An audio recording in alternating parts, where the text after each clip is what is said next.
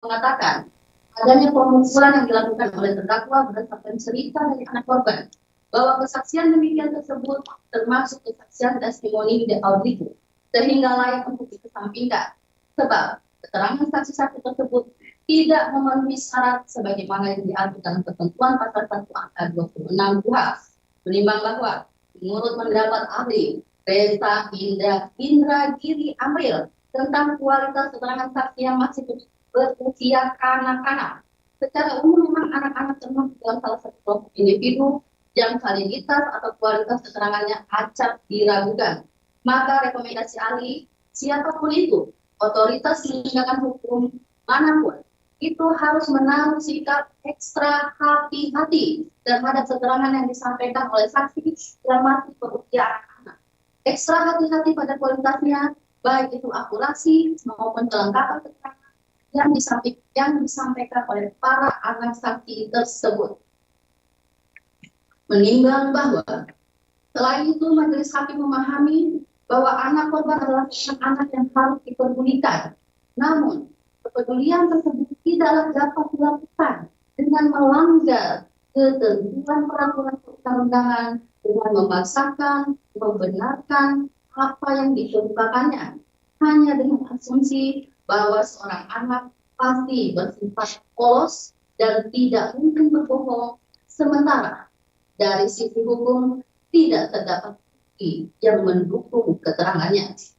Menimbang bahwa KUHP menyatakan saksi yang bernilai sebagai alat bukti adalah yang diterangkan dan dinyatakan di depan persidangan mengenai apa yang didengar atau dialaminya, serta menyatakan keterangan saksi yang berdiri sendiri dapat diterima sebagai alat bukti yang sah jika didukung dengan alat bukti yang lain.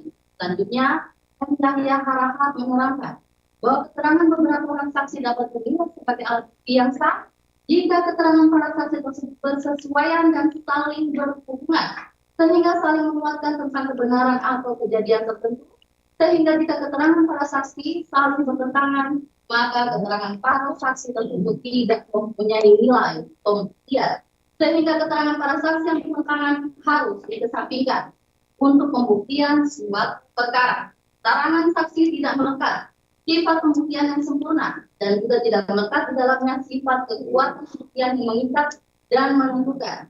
Pada intinya, alat bukti saksi sebagai alat bukti yang sah mempunyai nilai pembuktian yang bebas, sehingga nilai kekuatan pembuktian alat bukti saksi bergantung pada penilaian hakim. Menimbang bahwa keterangan terdakwa di persidangan pada pokoknya menerangkan bahwa terdakwa tidak pernah melakukan perbuatan pembukulan menggunakan sapu hidup terhadap korban, dan hal tersebut dikuatkan oleh keterangan saksi Lilis Herlina Dewi, saksi Sana Ali, dan saksi Nur Aisyah yang dihadirkan oleh penuntut umum. Menimbang bahwa saksi Lilis Herlina Dewi yang hanya meninggalkan kelas 1A untuk mengisi absen di kantor sekolah selama kurang lebih 5 menit, di mana pada saat berjalan menuju kantor sekolah tersebut, saksi Lilis Herlina Dewi melihat terdakwa sedang mengajar di kelas 1B dan tidak pula saksi Lilis menitipkan agar terdakwa mengawasi kelas 1A. Maka seharusnya pembuktian perkara aku lebih difokuskan pada kemungkinan tembus delikti tersebut. Namun berdasarkan pembuktian di dalam persidangan, tidak ada saksi atau murid kelas 1B yang dihadirkan untuk membuktikan terdakwa benar-benar keluar dari kelas 1B pada saat mengajar. Menimbang bahwa Undang-Undang Nomor 1 Tahun 1981 yang negatif sebagaimana dalam pasal 183 KUHP yang menentukan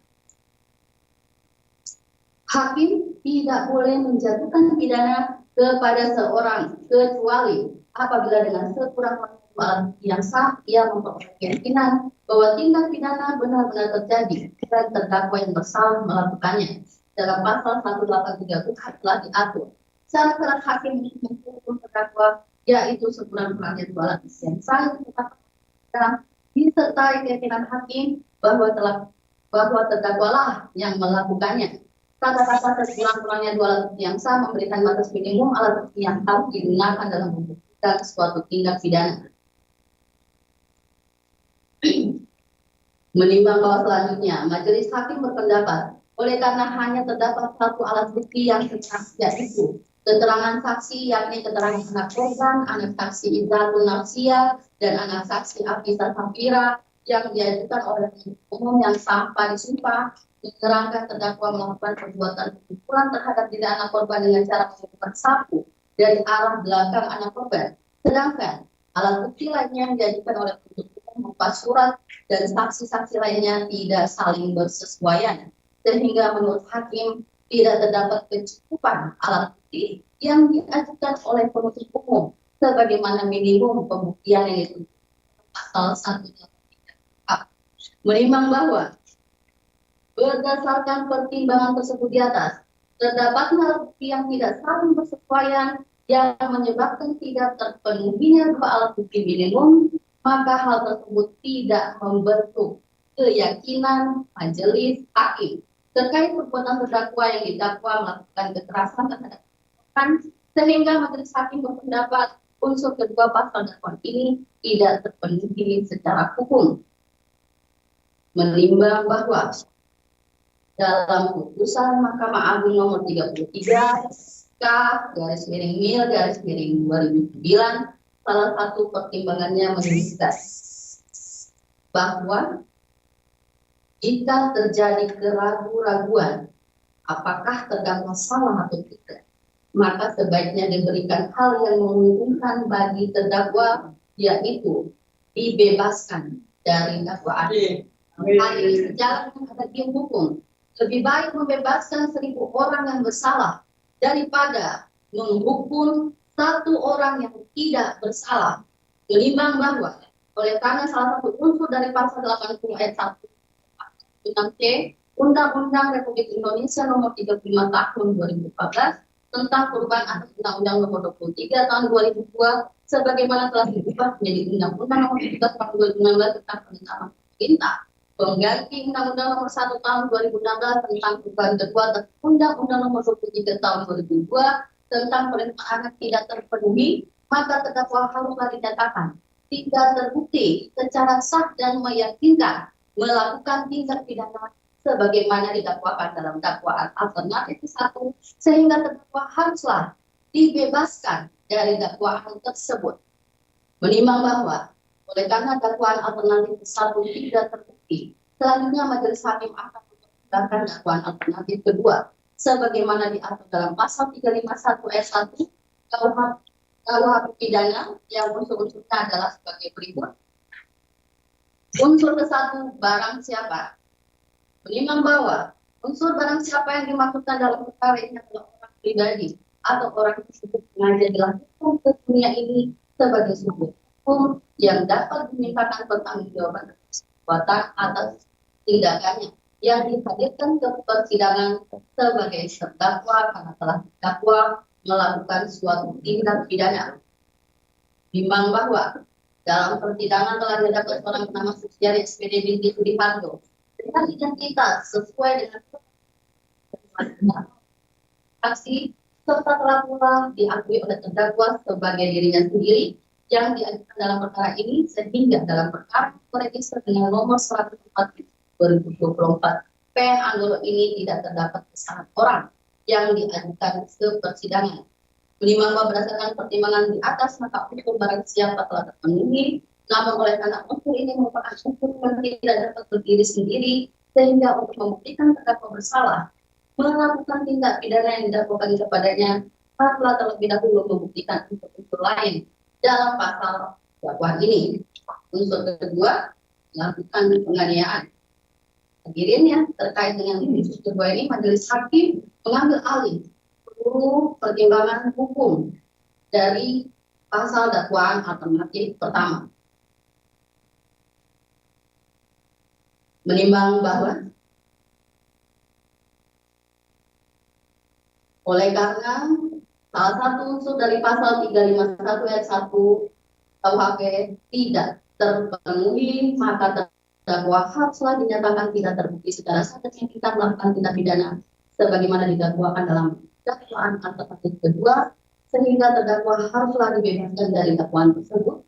Mengenai Nota pembelaan penasihat hukum terdakwa tertanggal 14 November 2024 yang meminta agar terdakwa dibebaskan dari segala tuntutan penuntut umum dan oleh karena berdasarkan pertimbangan unsur pasal dakwaan sebagaimana disampaikan di atas, terdakwa telah dinyatakan tidak terbukti secara sah melakukan tindak pidana sebagaimana dakwaan alternatif ke-1 dan alternatif kedua, maka majelis hakim sependapat dengan nota pembelaan penasihat hukum terdakwa tersebut, menimbang bahwa terhadap tuntutan penuntut umum yang pada poin ke-1 tuntutannya meminta agar terdakwa dinyatakan lepas dari segala tuntutan hukum atauonslah, namun sebagaimana pertimbangan unsur dakwaan ke atas, di mana terdakwa dinyatakan tidak terbukti secara sah dan meyakinkan melakukan tindak pidana sebagaimana dakwaan alternatif pertama dan alternatif kedua, maka majelis hakim tidak sependapat dengan tuntutan penuntut umum. Menimbang bahwa oleh karena dibebaskan, maka haruslah dipulihkan hak-hak terdakwa dalam kemampuan, kedudukan, harta, serta martabatnya. Menimbang bahwa barang bukti berupa satu pasang baju seragam SD dengan baju lengan pendek motif batik dan celana panjang warna merah yang telah disita dari saksi Nur Fitriana, maka perlu ditetapkan agar barang bukti tersebut dikembalikan kepada saksi Nur Fitriana. Menimbang bahwa barang bukti berupa satu buah sapu hijau merek Idovi Star warna hijau yang telah disita dari saksi Lilis dan Dewi, maka perlu ditetapkan agar barang bukti dikembalikan kepada saksi Lilis. Menimbang bahwa oleh karena terdakwa dibebaskan, maka biaya perkara dibebankan kepada negara mengingat pasal 191 ayat 1 Undang-Undang Nomor 8 Tahun 1981 tentang hukum acara pidana serta peraturan perundang-undangan lain yang bersangkutan. Silakan saudara.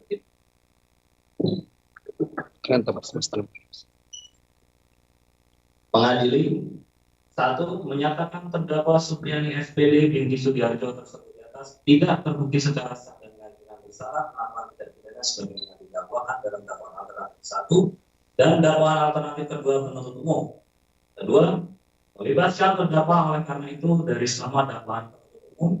3. Memulihkan hak-hak terdakwa dalam kemampuan, kedudukan, harta serta martabatnya. 4. Menetapkan barang bukti berupa satu pasang baju seragam motif batik dan celana panjang warna merah dikembalikan kepada saksi Nur Fitriana AMK. Satu buah sapu hijau merah Indosista warna hijau dikembalikan kepada saksi Lilis dan Nina Dewi SPD. Terakhir membebankan biaya perkara kepada.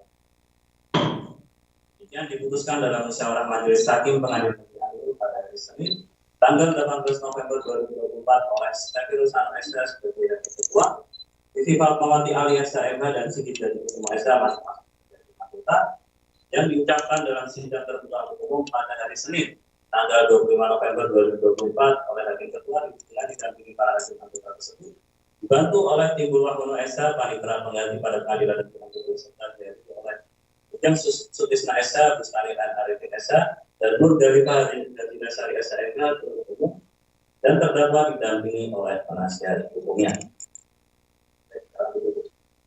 Baik ya, atas putusan ini baik penuntut umum maupun terdakwa melalui penasihat hukumnya memiliki haknya. Dan demikian seluruh rangkaian sidang dinyatakan selesai. Sidang